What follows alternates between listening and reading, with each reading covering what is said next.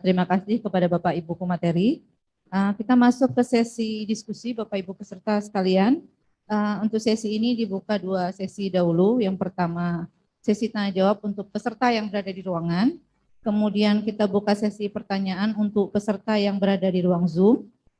Untuk peserta yang berada di ruang Zoom silakan menchat panitia kami. Kemudian sambil kita bertanya, mungkin Bapak Ibu bisa mengambil snack di belakang dan kembali ke tempat duduk dan melanjutkan diskusi. Untuk sesi diskusi akan dilanjutkan oleh rekan saya, Ibu Nina. Silakan Bu Nina.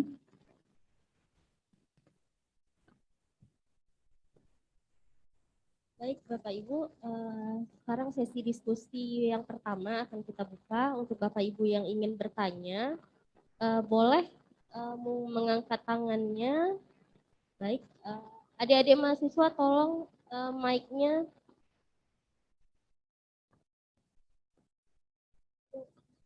Mic-nya tolong, Dek.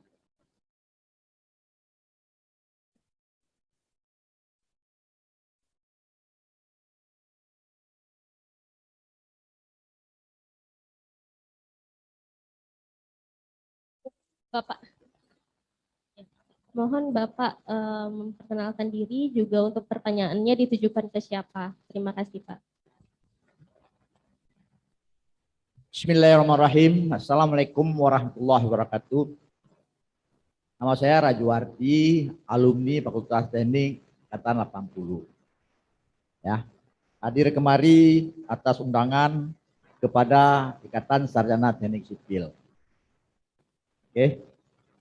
Terima kasih yang kami hormati Bapak-bapak pemateri, Bapak para hadirin sekalian, para alumni, para undangan sekalian, bahwa kita sudah dengar sama-sama tentang diskusi terbuka konsep dan kebijakan dalam penanggulangan banjir Aceh. Ya, tadi Bapak Kinot juga bilang, ya, ini kita serap juga apa yang disampaikan oleh para pemegang kewenangan bahwa banyak sarjana teknik sipil, ya kan? Itu ada cerita lagi bahwa ada banjir di dataran tinggi. Kalau kita kaitkan dua bahasa ini, banyak teknik sipil tapi banjir tetap di dataran tinggi, artinya gagal. Boleh kan?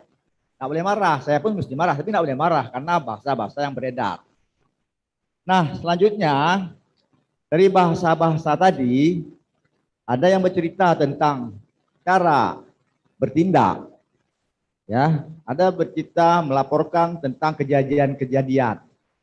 Ada yang bercerita tentang sistem. Ada yang bercerita tentang ya macam-macam lah ya, tentang ya apa? Ya boleh tudingan ya, bahwa kalau udah banjir udah rusak hutan, boleh ya. Tapi kesimpulan ini. Namun demikian bahwa kita punya constraint. Ya, kontrak kita apa? Kita dari legalitas Undang-Undang 17 2019. Itu aturan kita, itu pegang kita. Yang berceritalah kita di sini tentang 5 pilar. Ya, yang disampaikan tadi ada 5 pilar. Ya, apa itu? Pengelolaan sumber daya, konservasi macam-macam lah. Sampai cerita tentang peran serta masyarakat dan swasta. Ya, dari 5 pilar tadi. Ya, selanjutnya ada dari 5 pilar tadi undang-undang tadi cerita tentang DAS. Kawan-kawan kita tadi sebagian bercerita tentang DAS. Nah, artinya DAS menjadi titik cerita tentang banjir. Apa hubungan DAS dengan banjir? Ya, apa hubungannya? Bahwa DAS itulah yang menjadi pokok masalah banjir. Oh itu apa DAS itu? DAS itu bercerita ceritalah tentang sistem keseimbangan air. Artinya ada cerita volume air yang jatuh di satu DAS, yang itulah yang kita bilang dia merusak, ya, diberdayakan, ya kan? Ya, kalau kayak itu apa masalah kita? Berapa DAS di Aceh ini yang valid, yang untuk kita pegang sama-sama? Itu belum terpublis. Ada yang bilang 5, ada yang bilang 7. Ya. Nah, ini nanti bagi mungkin instansi yang menangani DAS bisa mempublish bahwa DAS itu segini. Ya, terlepas lah satu DAS terdiri dari berapa subDAS. Oke, itu ada kejadian kalau banjir di DAS Jambuai, apakah dia berpengaruh dengan DAS Tamiang? Tidak. Artinya dia kalau DAS Jambuai yang banjir itu yang kita tangani. Ya. Nah, ini memerlukan perangkat-perangkat kerja, formulasi-formulasi masing-masing DAS. Nah, disinilah persoalan kita bahwa sistem informasi sumber daya air semakin penting dibicarakan. Ya, semakin penting. Oke, itu bagaimana sistem dalam satu DAS? Di sana dia ada air yang tercurah dari langit, ya, dalam milimeter per tahun, sehingga kita bilanglah DAS A, ya, jumlah air yang tercurah per tahun sekian miliar kubik. Kemudian ada air yang terinfiltrasi, seperti sampaikan Ibu Cut tadi. Ada lagi persoalan, ada bahwa tidak semua air tercurah itu masuk ke dalam tanah karena ada batuan-batuan yang kendap air. Nah, ini persoalan. Nah, kan? Nah, adalah ada cerita limpasan di situ. Ada cerita dia terinfiltrasi, itu ada cerita dia menguap. Nah, inilah teori-teori sumbangan air yang harus sama-sama kita ungkap. Bahwa ini persoalan kita hari ini. Hari ini kita tidak mungkin lagi tuding karena memang hutan udah gundul. Tapi bahwa air secubah curah ini akan merusak, ini urusan kita hari ini. Oleh karenanya saya pikir begini, ya, ini sharing. Bahwa pendekatan penyelesaian kebijakan penanggulangan banjir itu harus per DAS dia. Ya. Persatuan DAS. Nanti terserah ada anak DAS. Kalau yang anak DAS ini lebih banyak, dia duluan kita selesaikan. Kemudian, ya, bahwa ada cerita mau manage, one manage. Persoalan kita dalam satu DAS itu bukan satu kampung. Kalau satu DAS itu satu kampung enak diatur. Tapi satu DAS itu ada 4 kabupaten. Ada macam-macam lah. Yang masing-masing kabupaten ini punya kewenangan terhadap strategi pembangunannya. Ya. Jadi kalau DAS Pesangan itu aja ada 4 kabupaten di situ. Ada Aceh Tengah, Bener Meriah, Biren, dan Aceh Utara. Nah, inilah persoalan-persoalan memang yang harus dimasukkan dalam konsep kebijakan. Kelompoknya kita bilang orang hulu tidak boleh tebang, tidak boleh tanam kopi, ya siapa tanggulangi biaya hidup ekonomi dia, ya. Ya itu penting bahwa kadang-kadang kita berpikir satu DAS itu pemahaman DAS ini tidak dipahami oleh semua orang. Saya yakin karena orang pikir DAS pinggir sungai semua, ya umumnya. Nah, ini juga coba kita upload bahwa DAS di Aceh ada 7. Artinya dalam 7 itu terdiri 23 kabupaten kota. Bahasa itu harus muncul dari kita semua. Kemudian bahwa konsep-konsep pemberdayaan masyarakat, ya bolehlah kita bilang partisipatif, ya. Kayak mana partisipasi itu? Itu kan suatu bahasa para dewa, ya, mungkin. Yang harus diterjemahkan. Bagaimana partisipasi itu? Apakah dia begitu datang air dia kuras? Bukan. Bahwa partisipasi masyarakat aja melakukan retensi air permukaan, itu juga partisipasi. Artinya setiap cekungan, waduk buatan alam itu dia jaga aja, nggak boleh timbun pakai untuk lain, itu udah partisipasi namanya. Ya. Kemudian dia tidak merusak hutan, itu partisipasi namanya. Nah, inilah konsep kebijakan ini, dia kan harus dia aplikatif, implementatif ya. Kalau partisipasi ini apa aja wujudnya? Kalau umpamanya wujudnya rapat-rapat aja habis kue, bisa nggak jadi dia. Jadi wow, itu harus ini dia, harus implementatif dan tuntas. Nah, saya pikir ini bahasa-bahasa yang saya respon dari bahasa-bahasa pemakalah tadi. Nah, demikian, mungkin kawan-kawan lain ada yang merespon. Wabillahi taufiq wal hidayah. Assalamualaikum warahmatullahi wabarakatuh.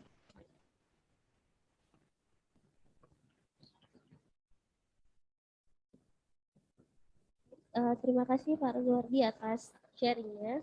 Mungkin Ada yang mau menanggapi dari Bapak Ibu pemateri?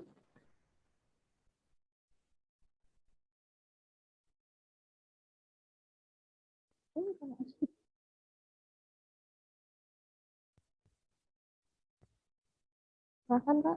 Ya, oke. Inilah namanya diskusi. Dan ini bukan seminar. Ini diskusi, judulnya juga situ diskusi terbuka. Jadi kita diskusi. Tanggapan Pak Esek tadi memang benar sekali. Kita jangan kebanyakan berteori. Sementara rakyat tetap aja kena banjir. Tiap tahun. Kita ngomong banjir di sini karena kemarin baru terjadi banjir. Habis itu sengap.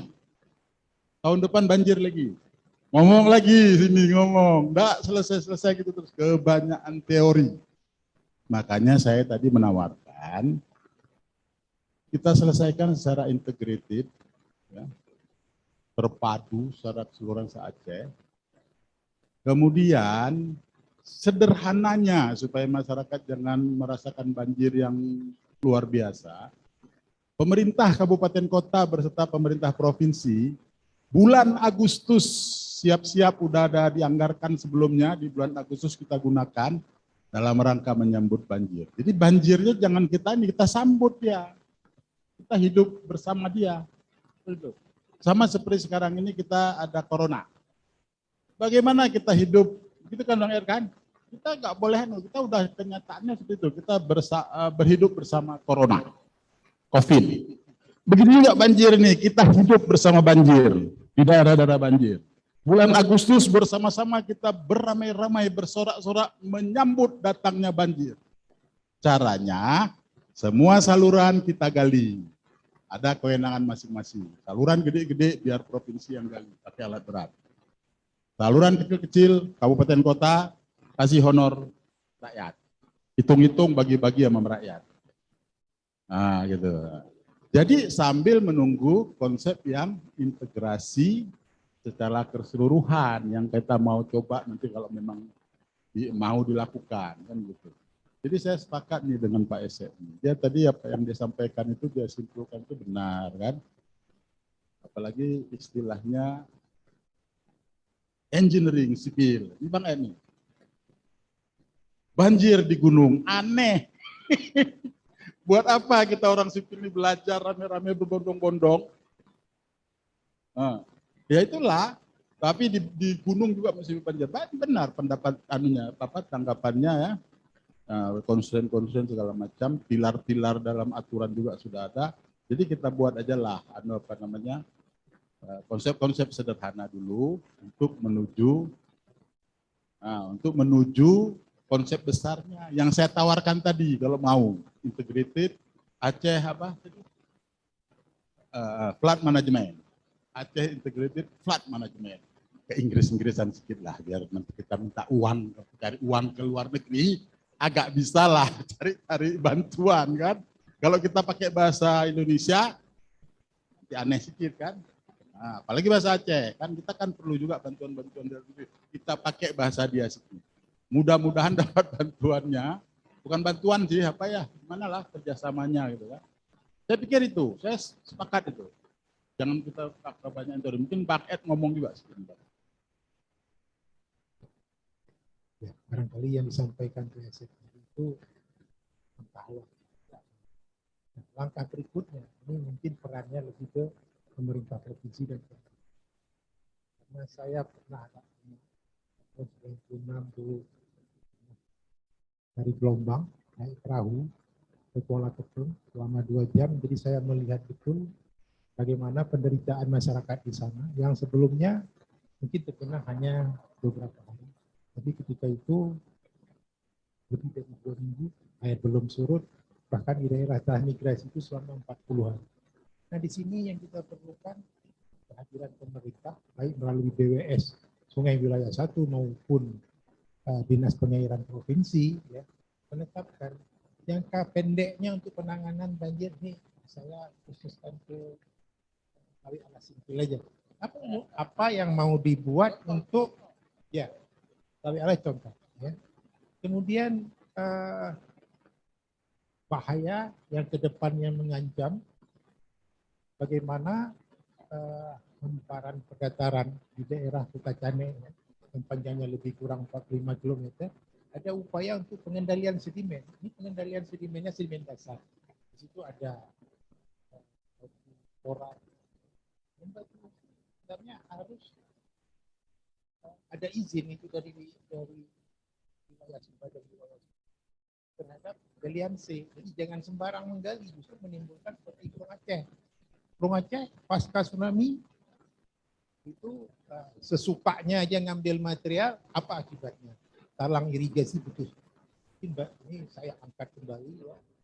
Betapa pentingnya pengendalian sedimen itu tidak hanya di hilir tapi juga di hulu. Katanya itu mungkin masuk bagian tengah ya.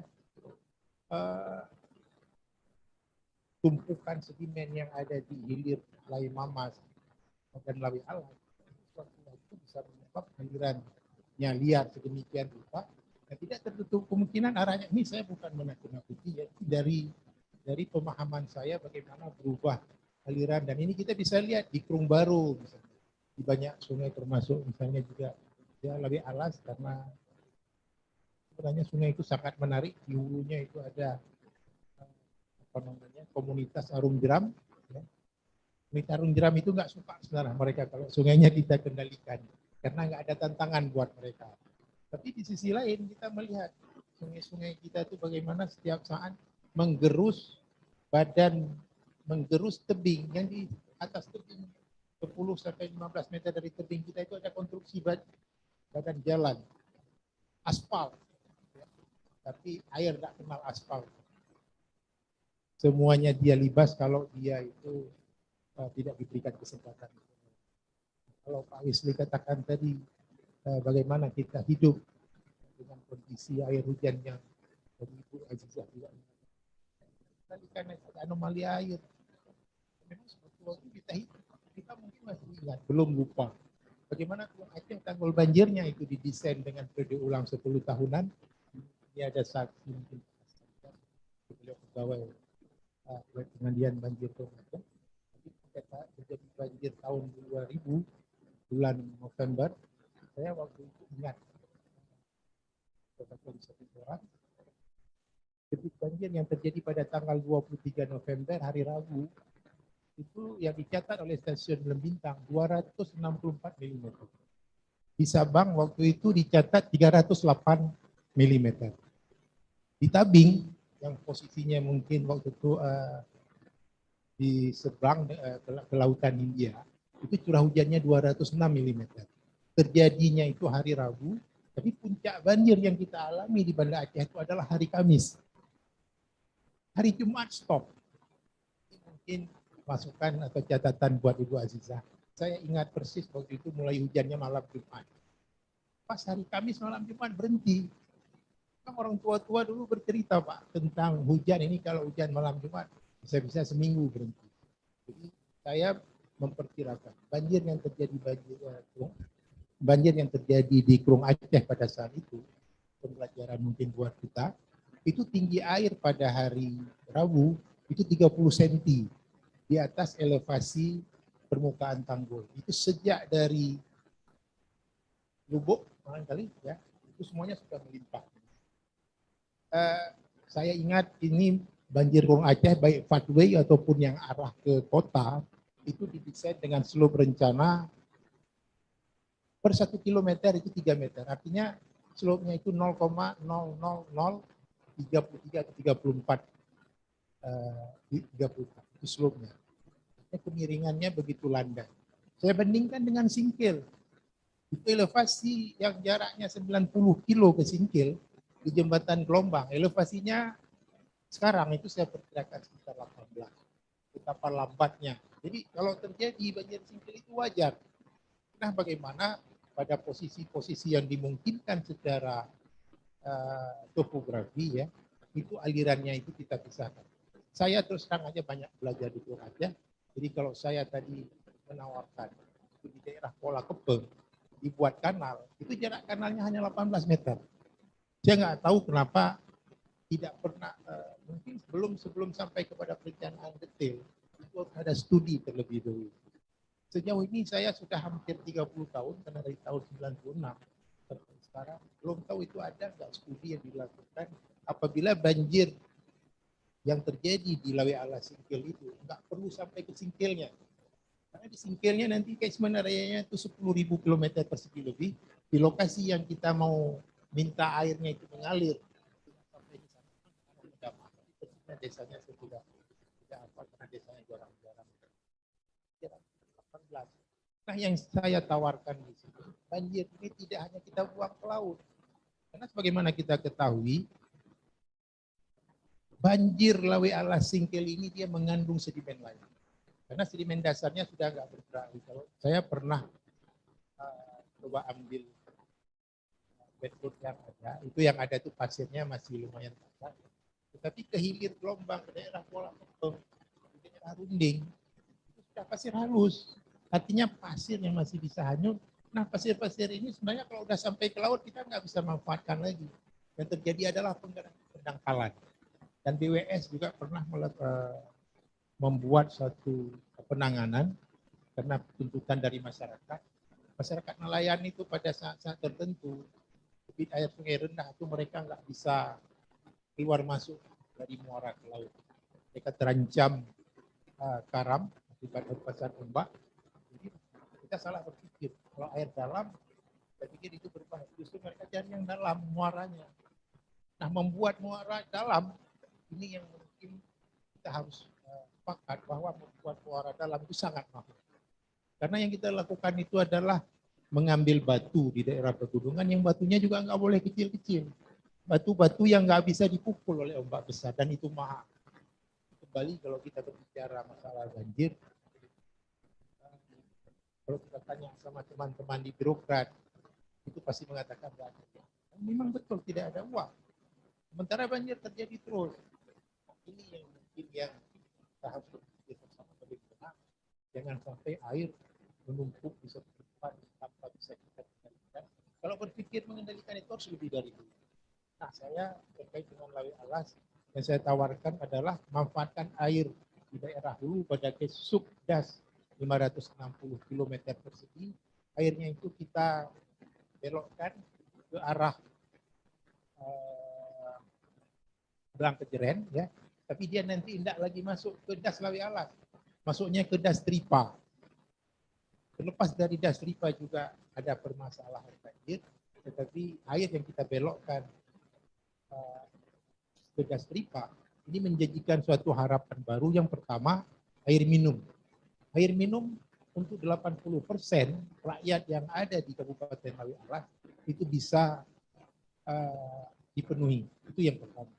Kemudian intensitas tanam, kalau sekarang hanya 1 kali setahun, mungkin kita harapkan itu kalau tidak 300% karena airnya itu sudah berubah. Pada posisi itu ketersediaan air mencapai 27 meter kubik per detik dengan keandalan 80%.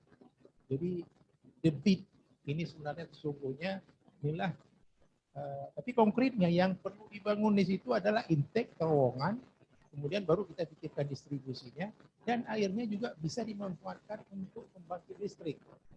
Beberapa tahun yang lalu kalau di daerah ini itu masih PLN itu masih bawa solar. Bawa solar, dapat ton, dan jalan gampang rusak pada musim hujan. Hal seperti itu. Kalau saya melihat keberpihakan pemerintah untuk di sini ya, kalau yang saya bilang pemerintah mungkin hanya subsektor ya. Tapi seolah kita sudah menuduh pemerintah semuanya. Jadi kalau boleh saya katakan pihak-pihak tertentu yang terkait dengan ini, termasuk pemerintah daerah, dalam membuat keputusan yang strategis perlu melibatkan pihak-pihak kampus dan akademisi yang ada. Terlalu panjang mungkin saya bicara. Ya mohon maaf. Assalamualaikum warahmatullahi wabarakatuh. Baik, mungkin Bapak, maaf Pak Agustian, Pak ya? Mungkin mengingat waktu sedikit, mungkin tidak berpanjang-panjang Pak ya? Kami hanya menjelaskan aja penanganan di Lawe Alas. Memang perbanjir dari di Sungai Lawe Alas itu merupakan kewenangan dari Balai Wilayah Sungai Sumatera Selatan. Dan hulu dari Sungai Alas itu adalah di Gayo Luas, itu tepatnya di bawah Gunung Koser, dan tidak ada berkaitan dengan das yang ada di Koratipa. Kalau das di Koratipa itu dia di Gayo Luas juga, tapi di Belang Kejeren yang langsung ke arah melewati Tipa, melewati Lami. Kalau di bawah namanya Lami, itu langsung ke daerah Nagan Raya. Jadi air yang masuk ke Lawi Alas itu ada dari Lawi Mamas, Lawi Gerger, dan Lawi Bulan, Lawi Bunga. Dan setelah Kota Cane, itu ada lagi masuk air dari Lawi Kompas. Dan dari yang di Lawi Alas itu ada sebagian yang masuk dari Kabupaten Dairi, dan di bawahnya di Papa Barat. Persoalan banjir di Lawi Alas adalah bahwa pada dari Belang Kejeret, ada dari Belang Kejeret menuju ke Kota Cane, itu sebagian sebelum sampai ke Barung atau di Lala, itu alirannya masih stabil, dan di Kota Cane sampai ke Biak Moli, itu dia sudah melebar. Hal ini ada disebabkan setelah Biak Moli ke hulunya itu, ke hilirnya, itu ada penyempitan. Yang namanya penyempitan kalau masyarakat sana menyebutnya Grand Canyon. Jadi dia turun sampai ke hilir. Jadi air yang turun dari Gayo Luas, tibit-tibit yang masuk dari Gayo Luas, dari Lak, dari macam-macam itu tertahan dulu dia. Dia tidak mengalir. Makanya menghantam mainnya itu daerah tengah. Makanya Kota Cane itu daerah main dia sekali ke kiri, sekali ke kanan, karena tertahan di lompatan monyet istilahnya kalau di sana. Dan setelah lewat dari lompatan monyet itu, baru masuk air-air dari yang Pak Barat. Jadi penambahan air dari situ sampai ke Singkil itu termasuk banyak das-das yang dari setelah Kota Cane. Dan di Singkil sendiri, itu permukaan laut dengan permukaan darat lebih tinggi dari pasti air lautnya. Apalagi pada saat bersamaan terjadi pasang dan banjir. Adapun hal-hal yang kita telah tangani di Aceh Singkil, kita hanya mengurangi dampak daya rusak air terhadap infrastruktur perkebunan dan pertanian masyarakat. Itu sudah kita bangun tanggul-tanggul pengaman di Singkil. Dan yang di Aceh Tenggara kita hanya bisa mengurangi dampak terhadap lahan pertanian dan pemukiman dengan membangun bronjong-bronjong yang kemarin sudah kami diselesaikan, dan terhadap dampak kepertanian banjir kemarin itu sudah sedikit berkurang. Ini itu tambahan dari kami. Assalamualaikum warahmatullahi wabarakatuh. Terima kasih atas tanggapannya, Pak. Berikutnya satu pertanyaan lagi, mungkin dari Bapak Ibu ya, silahkan Pak. Dek, tolong ini Dek.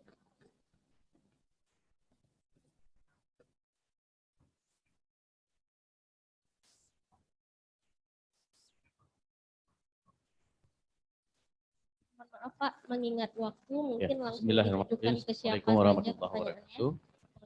Izin, saya Fazli dari Badan Penanggulangan Bencana Aceh. Menarik sekali diskusi kita hari ini. Barangkali beberapa informasi saja yang kami sampaikan menjadi bahan kita semua. Barangkali dinas yang paling berdampak sebenarnya kami. Jadi yang banyak disalahkan sebenarnya kami, terutama saat tanggap darurat atau penanganan bencana, khususnya untuk bencana banjir. Pemerintah Aceh, BPBA lama ini selalu menjadi kambing hitam di dalam penanganan banjir tentunya. Namun perlu kita sadari bahwa Aceh hari ini berada letaknya di daerah yang memang rawan bencana, salah satunya adalah banjir. Beberapa informasi dapat kami sampaikan. Pertama adalah hari ini pemerintah Aceh melalui BPBA sudah menginisiasi lahirnya KRP, kajian rawan bencana itu sudah kita hasilkan. Kemudian juga kita sudah menghasilkan RPB, rencana penanggulangan bencana atau induk dokumen penanggulangan bencana Aceh. Di samping itu juga karena terkait dengan apa yang disampaikan oleh Pak Wesley tadi bahwa perlu adanya optimalisasi desa tangguh bencana dan masyarakat. Ini memang concern kita, Pak. Terutama untuk daerah-daerah yang rawan bencana. Setiap tahunnya ada satu desa di satu kabupaten yang kita lakukan penguatan. Nah, di samping itu juga kami, karena memang tugas kami salah satu koordinasi, itu melakukan simulasi di kabupaten seperti kemarin kami lakukan di Aceh Tengah dan di Aceh Utara. Setelah simulasi kami lakukan, banjirnya datang. Artinya apa? Concern kami melakukan penguatan pemberdayaan kepada masyarakat tentunya di dalam penanganan banjir, tapi bukan melakukan hal-hal yang disebutkan oleh Bapak Ibu sekalian tadi. Nah, barangkali dalam hal ini kami ingin menyarankan bahwa apa yang kita lakukan selama ini memang sudah berjalan. Tentunya ini perlu kita maksimalkan atau kita optimalkan. Contoh dalam hal ini dapat kami sampaikan bahwa supaya penanganan ini dapat berjalan secara maksimal, bagaimana fungsi kerjasama pentaheliknya itu kita perkuat. Artinya ada pemerintah di sana. Siapa pemerintah di sini? Salah satunya ada BPBA di sini, BPBD di kabupaten kota, juga ada pengairan, ada Pak Ade di sini yang juga menjadi fungsi yang lebih besar di dalam penanganan banjir. Kemudian juga fungsi akademisi yang hari ini barangkali mengambil peran di dalam membuat diskusi ini. Dan juga tidak kalah pentingnya adalah dunia usaha yang hari ini juga punya peran penting di dalam penanggulangan bencana. Alhamdulillah kami hari ini sudah dibentuk dengan SK Gubernur, Peraturan Gubernur, adanya forum pengurangan risiko bencana yang ada di BPBA. Arti ini merupakan satu forum yang sangat strategis mitra BPBA di dalam penanggulangan bencana. Salah satunya adalah yang kita bahas hari ini. Ini barangkali beberapa informasi yang dapat kami sampaikan, barangkali ini juga menjadi bahan untuk mengambil kesimpulan-kesimpulan nantinya dan juga menjadi bahan diskusi. Demikian, Assalamualaikum warahmatullahi wabarakatuh.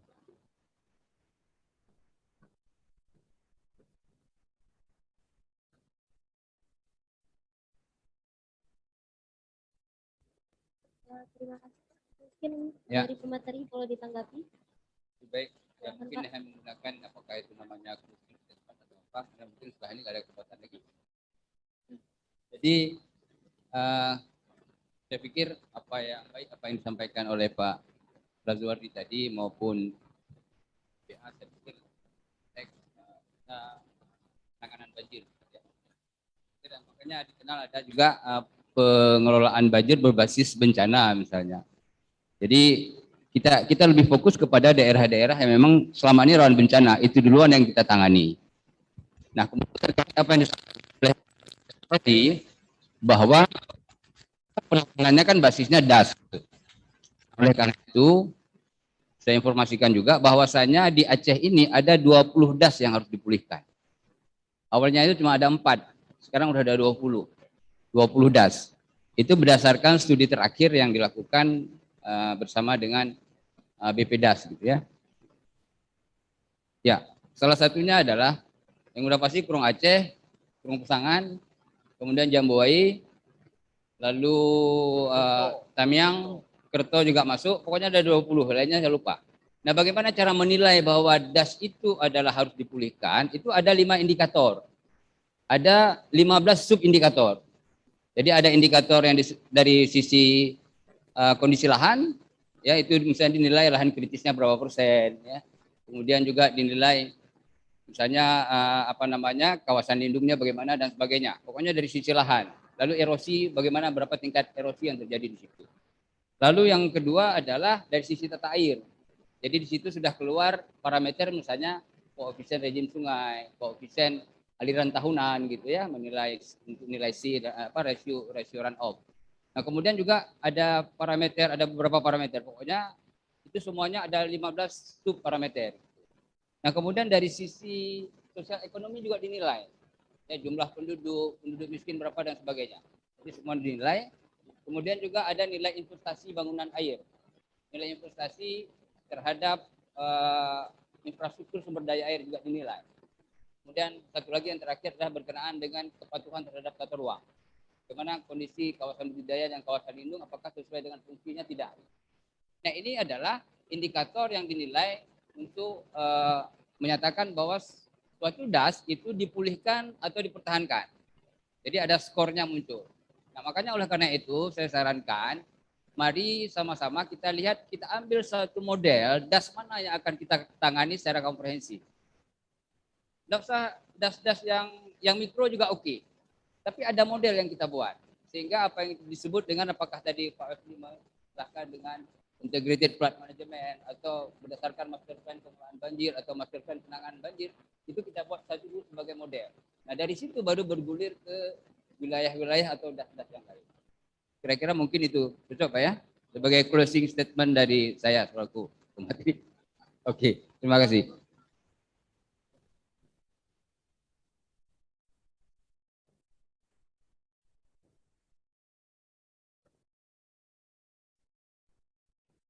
Baik, mungkin setelah pertanyaan dari Zoom ya Pak, kita masuk ke sesi pertanyaan dari Zoom terlebih dahulu. Ada pertanyaan dari Cut Safarina Yulianti kepada Pak TM Zulfikar. Bagaimana strategi penanganan banjir untuk wilayah hilir yang biasanya hanya menerima dampak pengelolaan sungai di hulu? Ya, terima kasih. Ini pertanyaan khusus kayaknya ya. Iya, Dari Bu Cut ke Pak Teguh. Ya, terima kasih. silakan Pak. Ini mungkin pertanyaan lewat Zoom ya. Saya pikir inilah yang beberapa hari terakhir kan perdebatan. Saling menyalahkan antara pemerintah Aceh Utara, kemudian Gubernur Meria, Aceh Tengah. Saya pikir ini yang sebenarnya pemerintah kita ini harus sering banyak-banyak duduk juga. Karena terus terang ini persoalan yang harus ditemukan solusinya bersama. Kalau ditanya bagaimana strategi penanganan banjir sehingga orang wilayah hilir tidak terus-menerus menerima dampaknya. Pastilah hulu juga nggak mau terima ketika dikatakan kerusakan itu datang dari dia. Tapi kenyataannya hari ini hulu juga banjir. Nah, ini kan persoalan besar ini. Saya 2018 itu ya waktu Pak Sarul sama-sama kita kebetulan kebagian ke Bener Meriah untuk melakukan monitoring evaluasi. Dan sudah disampaikan waktu itu oleh pemerintah Kabupaten Bener Meriah salah satu. Ini bagaimana Pak? Kami sudah temukan banyak sekali wilayah-wilayah yang itu tinggal menunggu hari. Artinya kawah-kawah yang ketika hujan deras, kemudian itu tinggal tersapu. Itu banyak sekali. Tapi kemudian pertanyaannya siapa yang akan menangani itu? Ya kan? Karena kita juga sudah warning ini. Aceh Utara misalnya, itu akan terus terjadi itu. Kalau dikatakan misalnya Aceh Utara ini wilayah hulu, wilayah hilir, itu terus menerus terjadi. Nah, persoalannya ketika kita tadi katakan ada persoalan di hulu, ada illegal logging, ya kan? Ada alih fungsi lahan, ada tambang di sana yang tadi Pak Salim juga sudah sampaikan. Mana ancaman paling berat dari sekian? Katakanlah misalnya terjadi illegal logging atau terjadi kerusakan DAS di hulu. Siapa yang tangani? Seberapa cepat? Jangan-jangan belum ditangani sudah banjir lagi. Ini kan terus menerus. Pemerintah kalau Bang Ed bilang tadi sering bahasanya tak ada uang. Karena mungkin kalau perspektif kawan-kawan BPBA, anggaran untuk bencana seringkali kecil. Beberapa tahun lalu kita juga sudah diskusikan. Selalu saja legislatif menganggarkan dana bencana itu tidak lebih dari 1% dari anggaran yang ada misalnya. Hari ini berapa? Itu kan persoalan. Tapi bukan hanya anggaran untuk penanggulangan bencananya. Berapa banyak kemudian bisa dilakukan untuk mitigasi bencananya. Kan itu. Ini juga nggak terjadi dengan baik hari ini. Saya kebetulan juga kalau tadi dikatakan ada forum pengurangan risiko bencana, itu juga sejauh ini masih belum terlalu berjalan dengan baik. Itu nyata. Belum lagi tadi forum-forum masyarakat yang ada di KPSDA, Dewan Sumber Daya Air yang juga mengakomodir katakanlah non pemerintah di sana. Nah, ini juga saya pikir perlu kita libatkan. Jadi tentunya kalau kita bicara strategi ini, inilah yang kemudian menjadi jawaban kita nanti dalam konsep yang akan dibuat ini. Mana duluan ancamannya ya, untuk memastikan bahwa banjir ini bisa tertangani dengan sekian banyak penyebab dampak. Banyak sekali itu. Mana duluan yang mau kita lakukan. Nah, sebenarnya fungsi koordinasi BPBA sudah baik, tinggal belum dijalankan oleh katakanlah lembaga-lembaga atau institusi yang benar-benar menangani tupoksi dia. Kita sudah buat matriknya dulu, Pak. Dewan Sumber Daya Air untuk pengelolaan sumber daya air waktu itu bahkan ada matrik itu. 2017 hingga 2022. Yang itu dilakukan antar lintas koordinasi, lintas institusi. Dan itu pun tidak berjalan dengan baik. Ya alasannya klasik lagi kan, dana yang tidak cukup. Oke, kemudian saya pikir ini penting untuk menjadi komitmen kita bersama. Tadi Pak Gubernur sudah sampaikan, jalan terus. Ya mudah-mudahan tidak berhenti pada posisi hari ini. Pak Ade, Pak Kepala BWS ini harus sering duduk, manfaatkan sinergi yang ada, banyak komponen yang mau terlibat. Saya pikir ini luar biasa bisa kita lakukan.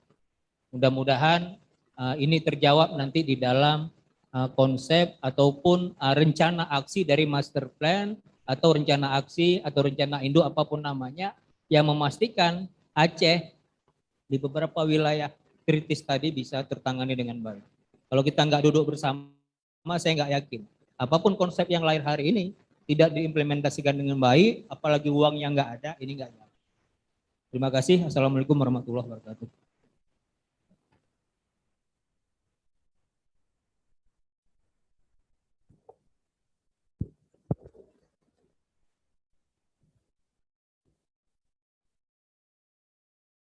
Terima kasih Pak Zulfikar. Pertanyaan berikutnya dari Nazliza. Izin bertanya, saya penasaran menurut pendapat Bapak Ibu narasumber untuk early warning system banjir di Aceh paling baik seperti apa dan bagaimana? Boleh mungkin dari Bu Azmeri?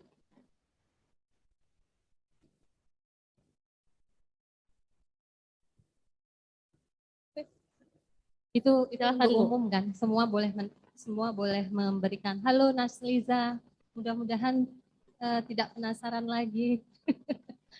Beres, Prof. Penasaran ya Pak. Paling mudah, tadi sebenarnya Bu Azizah sudah memberikan satu early warning, yaitu waktu konsentrasi. Waktu konsentrasi aliran itu adalah parameter terpenting dalam early warning system. Nanti akan dibuat formatnya bagaimana, apakah dia dalam sistem informasi, sistem SMS gateway, sistem WA gateway, itu metodenya saja. Tapi informasi early warning system yang dipakai Jakarta sekarang juga dengan menggunakan informasi waktu konsentrasi. Tadi kan terlihat di daerah Berenut desa binaannya kami juga seperti itu. Waktu dari mulai di atas apa ya? Lamteba sampai ke Lampanah itu berapa lama? Ternyata 6 jam sampainya. Maka warning itu 6 jam. Tadi kan 1,5 jam. Jadi untuk menyelamatkan apa tadi?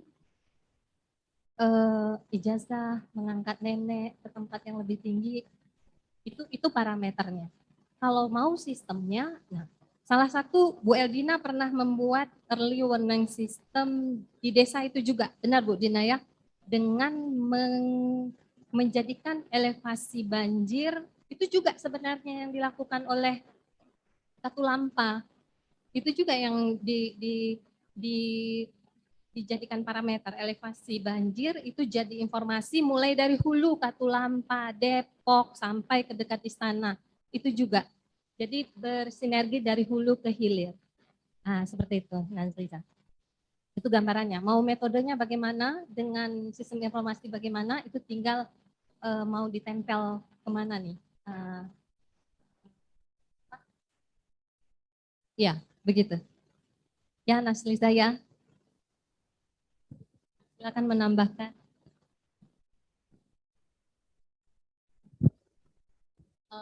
Saya mungkin ya sedikit aja seperti yang sudah disampaikan tadi, memang TC time concentration itu kayaknya hidrologi S1 juga ada ya. Bagaimana menghitung TC sehingga jarak tempuh air dari titik terjauh ke titik outlet yang kita acu kita bisa dapat. Nah, itu rumus persamaan yang paling simple. Rumus Kirchhoff boleh bisa kita hitung. Jadi kayak tadi jambu air, kita tahu kalau hujan lebat di hulu das, berarti titik outlet jembatan Arakundo itu 1 hari setengah, sekitar 36 jam. Nah, jadi seperti tadi, mungkin kalau sistem nanti kembali ke pemerintah daerah. Tapi karena kita akademisi, itu pendekatan paling sederhana. Nah, seperti yang disampaikan, pintu air di Katulampa, sistem peringatan dini di Ciliwung, basisnya TC. Dari Katulampa ke pintu Manggarai itu 6 jam. Jadi kalau di Katulampa sudah sampai posisi siaga, orang Manggarai dia akan tahu mana banjir yang akan datang. Nah, itu TC, hitungannya TC. Kalau sistem, kalau di tempat orang, kalau di luar negeri itu apa, itu udah pakai satelit. Nah, jadi hujannya sudah diprediksi satelit, seperti di Eropa itu sudah pakai BMKG ya, mungkin kayak kita BMKG, langsung ada peringatan warning banjir bandang, langsung ada peringatan warning flood, banjir. Jadi wilayah secara spasial akan langsung dia tunjuk mana yang akan banjir. Nah, itu langsung integrated dia ke televisi, ke radio, ke mana saja. Cuma kita kan belum secanggih di sana karena kita belum ada sistemnya. Tapi yang paling sederhana yang bisa kita lakukan ya untuk tahun depan misalkan, yaitu tadi TC pakai Tagana. Tadi ada Bapak BPBA. Nah, itu Tagana sebenarnya kan di bawah BPBA. Nah, itu boleh. Tagana setiap desa ada. Memang untuk peringatan bencana. Gitu dari saya. Terima kasih.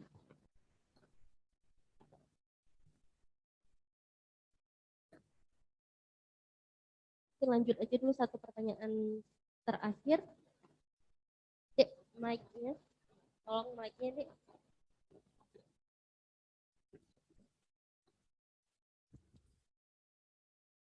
Assalamualaikum warahmatullahi wabarakatuh. Saya Misdar dari Dinas PUPR Provinsi Aceh. Konsep kebijakan dalam penanggulangan banjir ini sangat bagus sekali. Paling tidak untuk perencanaan penanggulangan banjir ke depan. Kami dari Dinas PUPR merupakan salah satu dinas yang terdampak dari banjir ini. Jadi yang boleh kami misalkan satu ruas jalan yaitu ruas jalan Kuala Tuhalami. Jadi bersampingan spot by spot dengan Prung Lami, Prung Tripa Pak ya. Prung Lami. Jadi spot by spot hampir sekitar 20 km itu 15 sampai 20 km tidak bisa ditangani oleh dinas yang menyebabkan indeks kemantapan jalan itu menjadi berkurang. Indeks kemantapan jalan provinsi itu menjadi berkurang karena hampir separuh badan jalannya itu diambil oleh banjir. Jadi mungkin beberapa kali dari 2017 kita sudah mengajukan surat dari masa Pak Mek dulu sampai ke Menteri sudah kita ajukan karena sungai tersebut Dinas PUPR sendiri nggak bisa memegang sungai, nggak bisa membeli batu gajah. Jadi kami Dinas PUPR kami cuma bisa pengadaannya terhadap jalan saja, badan jalan dan material-material jalan ya. Sementara untuk sungai ini berada di wilayah tanggungan BWS. Jadi mohon mungkin Bapak bisa mengusulkan ke kementerian atau apa. Jadi proyek khusus lah, penanggulangan tanggul atau semacam apa yang bisa membuat jalan itu bisa kita bangun. Jadi selama ini nggak ada yang berani bangun karena kalau kita bangun jalannya mungkin minggu depan udah diambil sama banjir. Selanjutnya dari hasil pembahasan tadi teori-teorinya dari pembahasnya, kalau boleh saya ibaratkan maksudnya hasil pilot project terhadap materi ini apa?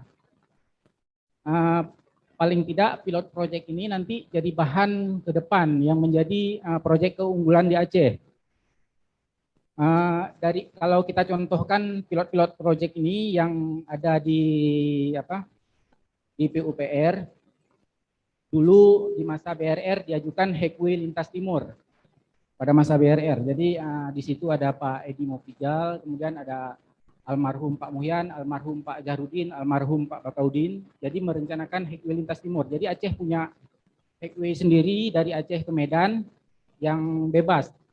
Namun terakhir ide itu diambil jadi jalan tol sekarang. Ide awalnya di situ. Walaupun tidak 100% diambil ya. Tapi ide awalnya di situ. Kita jadi jalan tol. Sekarang kita nikmati jalan tol. Walaupun semuanya udah didesain sama kementerian. Pola highway pada masa itu, pada masa Irwandi, mereka membuat pendanaannya sumber dana dari Korea. Jadi tukar guling, Korea ngambil pabrik apa di Aceh, dia bangun jalan tol, tapi nggak connect. Sistem pendanaannya itu nggak connect, jadi nggak sukses. Sekarang diambil sama jalan tol. Sebenarnya kalau lebih mau maju lagi, ada sistem BOT, nanti saya jelaskan. Contoh pilot project yang lain yang udah jadi misal jembatan layang di Simpang Surabaya ya. Itu udah jadi untuk penanganan kemacetan yang dilakukan oleh PUPR. Contoh pilot project yang lain misalnya kalau yang berhubungan dengan pengairan, kalau kita mau contoh Karangkates atau Krung Aceh. Krung Aceh bisa juga dijadikan pilot project, tapi maksudnya dia cuma bisa menangani banjir saja. Seharusnya paling enggak ada yang lain yang bisa dimanfaatkan. Pilot project itu maksud saya tidak sebatas pilot project saja, tapi harus bisa menghasilkan profit bagi kita. Profitnya itu apa? Jadi kalau kita buat misalnya Karangkates ya, contohnya bendungan Karangkates. Dia bisa ada selain pengendalian banjir, juga bisa untuk bahan baku air minum, bisa juga untuk pembangkit listrik. Jadi ada manfaat-manfaat yang lebih yang bisa menanggulangi banjir. Kalau kita lihat ke negara-negara yang di luar, mungkin Bapak-Bapak Ibu yang kuliah di luar, apakah di Perancis atau di negara tetangga kita, Jakarta juga sudah mulai konsep dari 2017. Ada namanya Smart Tunnel. Smart Tunnel ini terowongan pengalihan banjir. Jadi kalau banjir, kalau saya misalkan yang di Malaysia, waduk penampungannya itu lapangan golf kalau nggak salah sekarang. Kalau kita lihat lapangan golf, ya, fungsi sehari-harinya lapangan golf. Ketika banjir jadi penampungan banjir. Banjirnya itu Malaysia ini nggak jauh beda sama kita karena dia tanam sawit, jenuh air. Jadi kalau banjir ya banjir tampung. Jadi kalau banjir dialihkan ke Smart Tunnel. Jadi Smart Tunnel ini sehari-harinya dia ruas terowongan tol. Ada, kalau kita misalkan ini ya, lebar ruangan ini berapa? Ini 16 meter. Berarti hampir selebar ruangan ini ya. Terowongannya itu 2 tingkat dibuat. Ini kebetulan waktu itu kunjungan semacam kursus ke sana selama 1 bulan. Ya diperkenalkan Smart Tunnel 2010. Ada 2 tingkat. Sehari-harinya itu dia berfungsi sebagai jalan tol, pengalih. Ketika banjir jadi pengalih banjir. Ruangannya itu ya hancur-hancuran karena masuk air. Tapi panel-panelnya itu seperti Formula One. Dia main bongkar pasang. Copot, yang rusak copot langsung pasang. Jadi cepat. Kalau pembersihannya itu 1-2 hari udah selesai. Jadi cepat ya. Kemudian di jalan tolnya itu udah ada informasi. maksudnya tinggi muka air banjir sekian meter di Smart Tunnel. Jadi kalau ada perkiraan akan banjir diinformasikan dari jauh-jauh, rambu-rambu informasinya bahwa akan terjadi banjir. Nah, ini mungkin jadi satu pilot project. Ada ide dari kita yang besar apa yang bisa kita jadikan dari banjir-banjir ini. Jadi banjir-banjir ini tidak selama ini penanggulangannya itu kita menghabiskan uang dari pusat, kita tunggu uang dari pusat, kita tunggu ada uang dari pemerintah daerah, kita tunggu PAD-nya. Akhirnya nggak selesai-selesai. Alasannya nggak ada dana. Tapi kalau kita punya pilot project, nah pilot project ini sumber dananya dari mana? Jadi adik-adik yang ada kuliah sama Pak manajemen proyek ya. Saya kuliah S2 di ini Pak Saiful Husin ngajarin BOO, BOOT, BOT, dan banyak itu di awal pertemuan kuliah manajemen proyek. Jadi yang tertarik itu BOT yang sering dipakai. Jadi Malaysia tetangga sebelah kita itu menggunakan BOT, Build, Operate, Transfer, yang udah dicontoh sama Banda Aceh, Suzuya.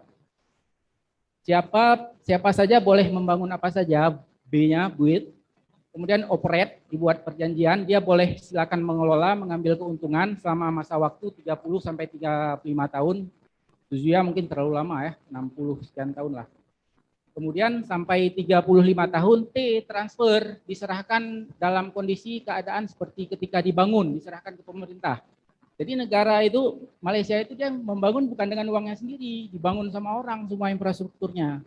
Dia tinggal manfaatin setelah 35 tahun, dia kelola kembali, asetnya murni untuk dia. Jadi itu sumber pendanaan yang memang murni orang lain yang bangun, bukan kita manfaatkan dari uang dari negara kita.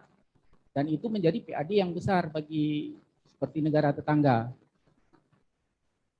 Nah, ini contoh. Jadi gimana cara air dan banjir ini bisa potensial menjadi menjadi penghasilan bagi PAD pemerintah daerah sendiri.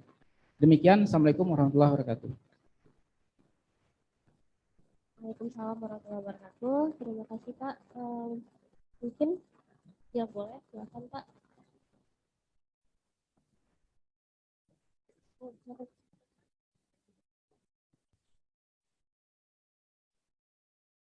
Oke, terima kasih. Mantap ini idenya, tapi saya nggak catat tadi namanya Pak dari PU ini, itu kita berarti sudah turun ke teknis, sudah bicara kepada teknisnya. Itu nanti kita kita adopt prinsip-prinsipnya tadi seperti Malaysia itu kan. Nah, cuman kita kan di sini masih dalam tataran kita konsep dulu bagaimana kita melakukan. Kalau itu kayak di Malaysia kan di satu daerah aja, Kuala Lumpur, kan, daerah Kuala Lumpur.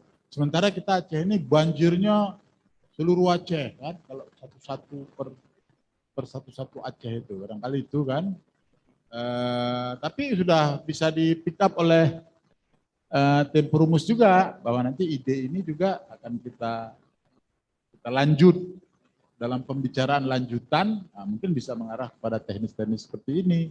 Jadi inilah namanya, makanya ini kan kita bukan seminar, tapi diskusi terbuka kan, itulah bedanya kan. Nah, yang tadi saya menanggapi tadi pertanyaan soal early warning-nya gimana? Kalau kita pakai ilmu-ilmu akademik seperti jelaskan tadi sama Prof. Mary tadi, Prof. Asmeri kan, time konsentrasi, waktu konsentrasi itu kan harus dihitung dulu, dulu kan banyak. Sebenarnya sederhananya, semua masyarakat yang terdampak banjir, dia ada tahu tuh, kalau begini geraknya, ini begini airnya, sudah tahu dia, ya kan? Nah, kalau ibaratnya kita sebut dalam bahasa Acehnya, mekreon kata pecicim. Bergerak begini sedikit udah tahu dia apa burungnya. Jadi itu pun bisa kita gunakan ya, indikator-indikator di kedaerahan yang terdampak banjir. Barangkali untuk sistemnya bisa kita gunakan hal-hal sederhana ya supaya tidak mahal. Seperti mikrofonnya musola umpamanya atau masjid, langsung bunyi dia. Ada yang menghubungkan secara sistem. Nah, jadi kalau secara akademis yang seperti dijelaskan tadi oleh Bu Asmeri ya, Itu barangkali tanggapan dari saya untuk dua tadi yang penanggap lah. Terima kasih. Udah, waktunya. Baik, terima kasih Bapak untuk responnya. Baik.